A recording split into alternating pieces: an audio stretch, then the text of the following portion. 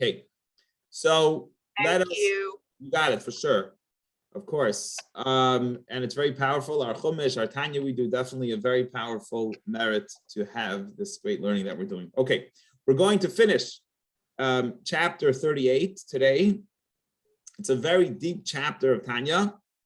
And let's see if we could just pick up from where we left off. So we wanted to say that in our world, we can divide our universe into 4 categories. We have the inanimate objects and we have vegetation. So totally inanimate objects, you want to call it, like minerals, like rocks, like dirt, which you don't see a lot of life behind it. And then next to it, we want to say is the next category of kind of like vegetation. So vegetation, you don't see nearly as much life in vegetation as you see, right? As you see in an animal and in a person. They're much more alive. They have much more spirituality. The quantity is much greater. So they're both very physical, the vegetation and the rock. But the vegetation, even though it's very physical, just like the rock, it's still a little bit more energy within the physical element. And we're going to explain what does that correspond to in the mitzvahs that we do. And then we're going to explain how then you have the animal kingdom and then the human being. And they're both much greater, obviously, much greater level of energy, much greater, higher, sophisticated creation is the human being, and the animal, of course, much greater than the minerals, than the rocks, the inanimate objects, and the vegetation. And those are going to be considered the kavanah, not the physical mitzvah, but the kavanah of the mitzvah, the intent behind the mitzvah. And we're going to explain how it has 2 levels of intent. So let me just give you we'll learn it inside and we'll break it down. I'm starting from the beginning of the Tanya from the day before, just because it follows it nicely. And we'll learn it over here. You could subdivide not just into 2 general categories and say there's the physical mitzvahs and then the intent, and then just throw together the inanimate objects with the vegetation and say they're both physical. And then there's the kavanah, the intent behind the mitzvah, which would be like the animal and the human, the animal soul and the human soul, and that is both kavanah. But we want to actually break the action-oriented mitzvahs down into 2 categories and the kavanah, the intent, down into 2 categories. And we're going to explain it now. Because when you look at the physical entity of the physical mitzvahs, you could really break them down, physical mitzvahs, into 2 categories. Which both go under the physical act of a mitzvah. Either it's very, very physical, or it's physical, but it's a little bit more spiritual. So he's going to explain to you. You have the first category, which is literally physical mitzvahs. What is a physical mitzvah example? Put on tefillin, you light Shabbos candles.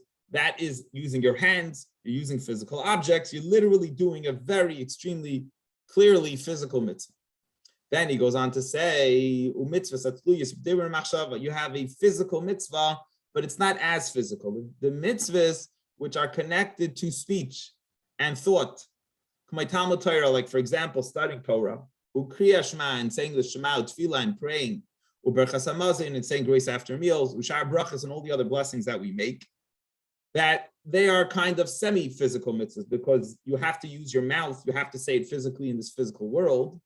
But why do I say they're not as physical? Because it's not as physical as putting up a mezuzah with a nail, using your hand and putting up a mezuzah with a nail. That's like totally physical. But this is physical because you got to say the prayer, you got to say Shema, you got to say grace after meals with your mouth. But it's somewhat also intellectual because you are thinking a big part of the prayer and the service is very much in your heart and in your mind. So they are physical, but not as physical as very physical mitzvahs like putting on tefillin. So you have 2 categories within the physical mitzvahs. But then let's move on to the intent of the mitzvah. What is the intent? And we explained in the previous class in Tanya. Intent, when we say intent of a mitzvah, we mean that your intention is to connect to Hashem. That's your reason, that's your why, that's your motor, that's the reason for why you're doing the mitzvah. I'm doing the mitzvah because I want to be connected to Hashem. That's the intent behind the mitzvah. So you can neshama l'guf, and relative to the physical mitzvah, the two lower categories of mitzvahs, the second section of mitzvahs, of the physical mitzvahs, the intent behind it, I'm doing this mitzvah, my why is because I want to be connected to Hashem.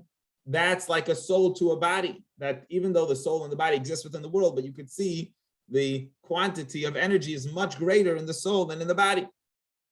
However, even within the intent, the soul relative to the body, there is also two levels of energy. It alone is subdivided into two levels of intent. Just like we have in the physical experience, in our worldly experience, there's two kinds of souls. How do we all know, as we're learning Tanya, what the two souls are? There's the animal soul and then the human soul, right? The intellectual soul. So the animal soul and intellectual soul. And I want to, for a moment, focus on the difference between an animal and a human being. And it's going to be very interesting, very clear how he's making this point to Tanya actually today. An animal has a brain, but it works very instinctively. So it knows what it wants, the little bit, like it's not so complicated. It's like, this hurts me, I don't like it. This is good for me, I like it. We could teach you tricks and stuff, whatever, but it's very, very instinctive. The human being, on the other hand, could contemplate about very deep ideas, very sophisticated ideas, can change his emotions even, could be much, not just instinctive intellect and instinctive emotion, which he's kind of almost born with, but the human being can use the human brain and contemplate very deep, very sophisticated ideas, much greater and much beyond the animal. In fact, he can change his instincts. So he knows, in other words, he goes a step beyond the animal. The animal says, this is instinctively, this is kind of just what I know instinctively. I didn't go to class, said I learned it. I gave him a treat. I like the treat instinctively. It's very, very much off instinct. The human being can generate and very deep ideas and emotions and deep ideas that he can generate to using his human brain. That's the difference between the two souls. The animal soul, I guess we each have the two souls within ourselves because we're part animal and we're part human. So we have the instinctive soul and we have the animal soul. So he's going to explain also in mitzvahs, there's two kinds of ways you can have intent to the mitzvah.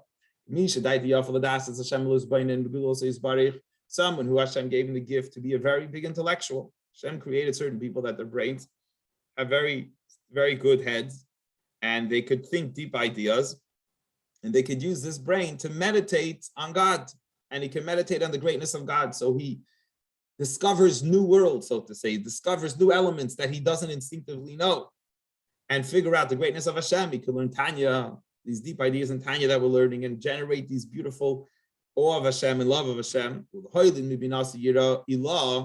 And then he could give birth and manufacture a high level of awe and fear of Hashem, in his brain. And could, through this skill, generate a love of Hashem, emotions in his heart, in the right side of his heart, to love Hashem. So he can manufacture, through the skill of the human being, that he's able to discover new ideas. He could learn about Hashem because he has a good head, he has a deep head, a head that could figure things out. And that will create a yearning, literally, which he didn't have before, instinctively, a drive and a desire and a thirst to connect to Hashem. Now, this brain thought process will lead him to say, well, how do I connect to Hashem now? And we say through learning Torah, through fulfilling the Torah and doing the mitzvahs. Because when I learn Torah and do mitzvahs, that brings down the infinite energy of Hashem onto my soul. And that makes me connect to Hashem.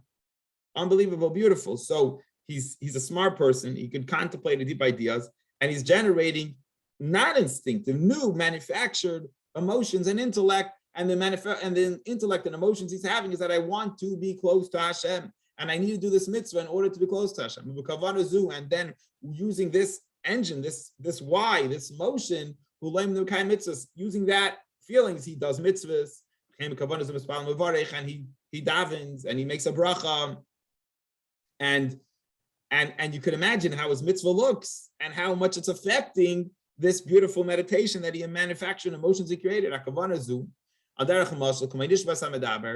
That is a parable in our analogy of the four levels in our world is like the human soul. Because what's unique to the human soul is that he thinks intellectually. He uses his thinking and he has free will, he has free choice. He can speak intellectually, he can think intellectually, and he's manufacturing these new ideas as a human being. However, there's also a big element in our society, in our world, which he doesn't have the capability to manufacture new emotions, right? It could be many people have this idea. I would say it's a great amount of people. However,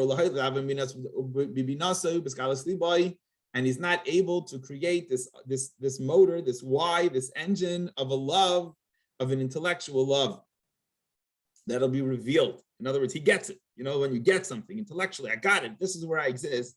And he doesn't get the love to be revealed in such a way as someone who manufactured it. Also, the one fear of Hashem that one has in his heart. So he, the guy who manufactured it senses it. He's there. He lives it. He loves it. He knows about it. So he doesn't have that capability. So what does he have?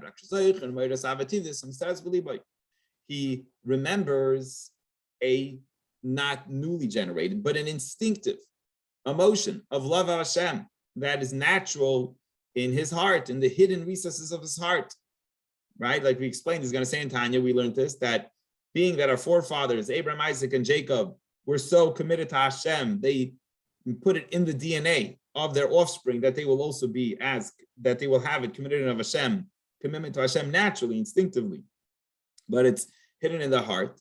But this guy still has to do a little bit of work, even though he doesn't have to manufacture it. He has to take it out of the hiddenness of our heart, even though every Jew has it. He has to get it out of the recesses, the background, his background of his heart. It's there. And reveal it, at least into his brain, into his intellect, at least intellectually.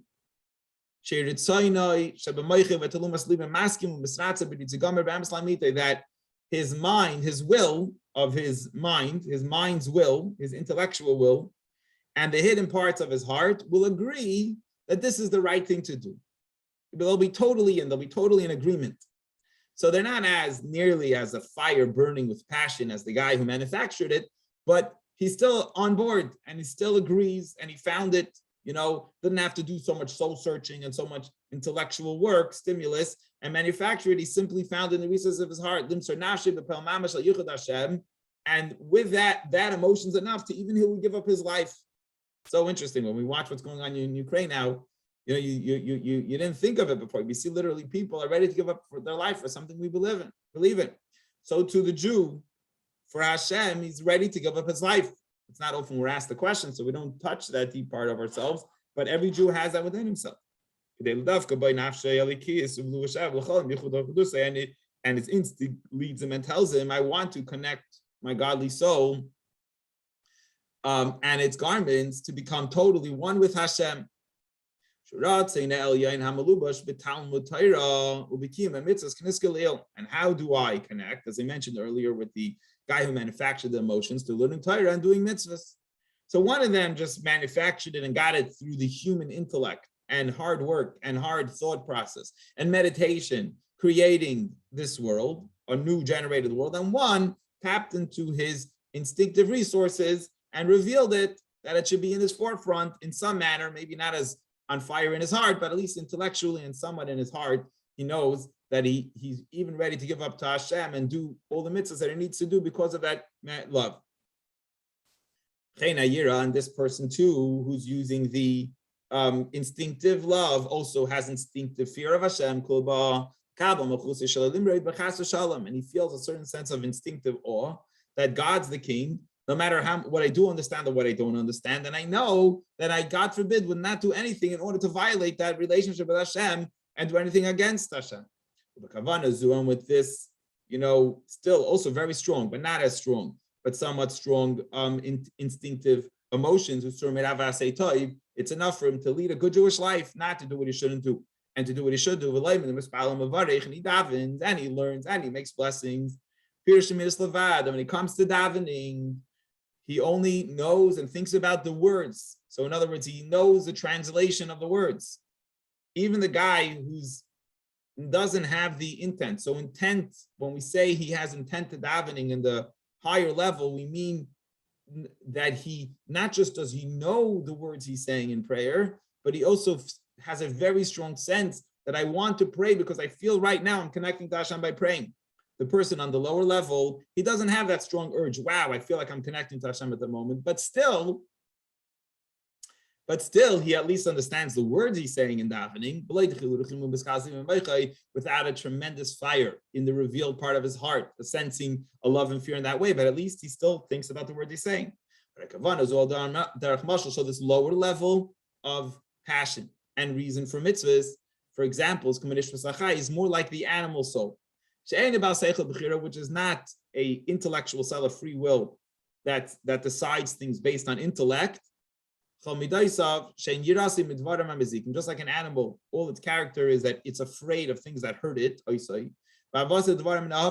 he knows instinctively, I like things that are good for me. The whole, what I like and what I don't like are all natural, instinctive, and not manufactured and generated from his intellect. That is the analogy of the person that serves Hashem out of the natural resources hidden in his heart. Can you do Shalom Avisadim? Because as we learned earlier in Tanya that it was inherited from our forefathers, and it became part of our DNA and nature, like we mentioned earlier. So that's why, very interesting, he's saying in Tanya that we are serving Hashem out of the instinct of our heart. We're serving Hashem out of the instinct of our heart in that level. So to sum it up, we have two levels in physical mitzvahs, one more physical than the other. Okay, so very, very physical mitzvah is doing literally with your body a physical act of a mitzvah. A little bit higher than that would be prayer, which is somewhat physical because you have to say the words, but a lot of it, part of that mitzvah is still intellectual. Then we said, well, what about the intent? And we explained, well, there's two levels of intent. The one level is the person that manufactures emotions intellectually, and the other one is someone that taps into the natural resources and the instinct in his heart, the love of Hashem. And those are the two differences between the higher levels in our universe of the soul of the animal versus the soul of the human. Very interesting class in Tanya. That is the end of the topic for today. Again, we started the end of chapter 38. We started chapter 38 was a very important chapter because 37 told us that the physical mitzvah is the mission, and therefore the mission is the most important thing. Then we went to chapter 38, and 38 tells us, wait a second, you should know that it makes a very big difference whether you have intent behind the mitzvah, and that is the same difference as a soul versus the body.